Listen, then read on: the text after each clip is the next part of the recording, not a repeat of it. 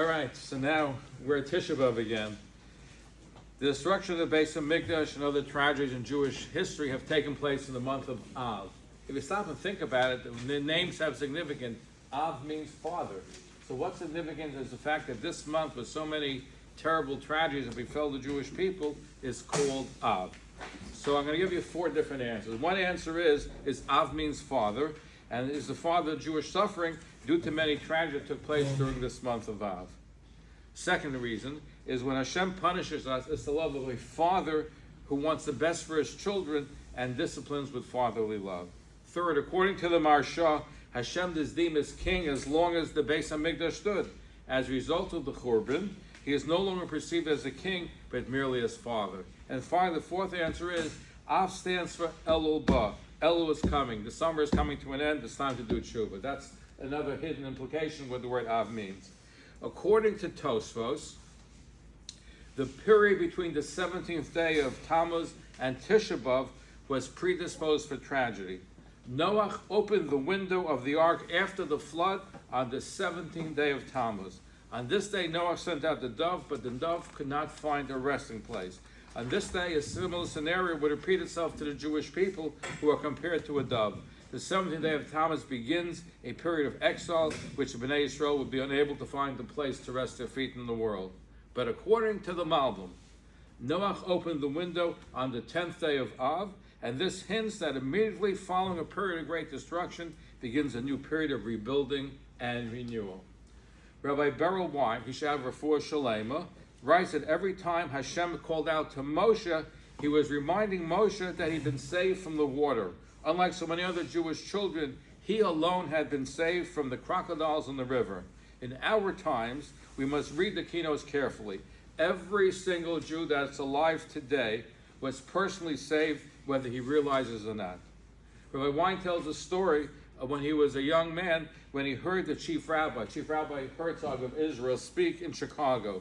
And he described how he came back from a meeting with the Pope Pius the 12th, and he took a list of 10,000 Jewish boys and girls whose parents had put them in Catholic homes to save them during the Holocaust. He asked the Pope to return these 10,000 children. He said, "They're ours. They're now being kidnapped by your people. We only gave it to you for safekeeping. Give them back." The Pope flatly refused and wouldn't even give back even a single child at once. Well, why? Because once somebody is baptized, he can never be returned to his previous religion. That's the Pope's position. Rabbi Herzog begged and begged and begged, but to no avail. The Pope did not listen to him. Rabbi Herzog, when he was speaking in Chicago, was so overcome with emotion, he put his head down, he cried before the huge crowd. Then he defiantly raised his head and cried out, "I can't do anything for those 10,000 Jewish children, but I ask you, what are you doing for the children of Klal Yisrael? What are you doing to rebuild the Jewish people?"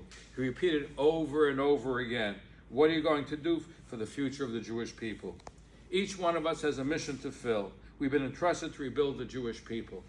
The Chofetz Chaim was known as somebody who was very compassionate, but there's a fascinating story which I'm surprised that Art Scroll released. But the story told of the Chofetz Chaim when he went to Radin. He wasn't the Rosh Yeshiva at that time, but he went to give a shir in the yeshiva in Radin, and he said to the Bachrim, to the young man that other day, he said to him, "Listen, in a neighboring town, they're having a problem with mikvah. We need a volunteer to go to spend Yom Kippur in this community, a small community, to get them to rebuild the mikvah so they should have a kosher mikvah. I need volunteers." So after the Chofetz Chaim finished speaking, a young man came to the Chofetz Chaim and he said to the Chofetz Chaim, "I have a problem with a Tosafot." And he and the Chofetz Chaim engaged in a dialogue, 10 or 15 minutes. We're going over the Tosafot. And then what happened was the Chofetz Chaim said to the young man, "Nu, what do you think about my request? Are you ready to go to this small village to spend Yom Kippur to help them rebuild the mikvah?" And he says, "Rebbe, I'm going to leave Radin, the yeshiva, to go to a small town. I can't do that." And the Chofetz Chaim, "But don't you want to help out?" "Rebbe, how can I go away? It's Yom Kippur. It's a special day." So the Chofetz Chaim spit on the floor and he said, "Fui on your Tosafos. Fui on your Tosafos. How could you be so immersed in learning and not want to help a fellow Jew?" That's, I think, an important lesson for us on Tisha B'Av, is to know that we have a mission to really help our fellow Jews, and we have to rebuild the Jewish people. Rabbi Noach Weinberg said, if one man, Hitler, can kill 6 million Jews, one man can save 6 million Jews. That was the motto of Rabbi Noach Weinberg. Fascinating motto.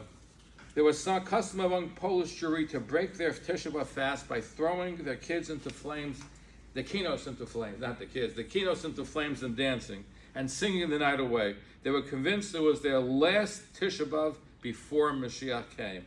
It's interesting that our sages ordered that Eicha that we read last night be read from ordinary and inexpensive paper. We have the paper kinos over here.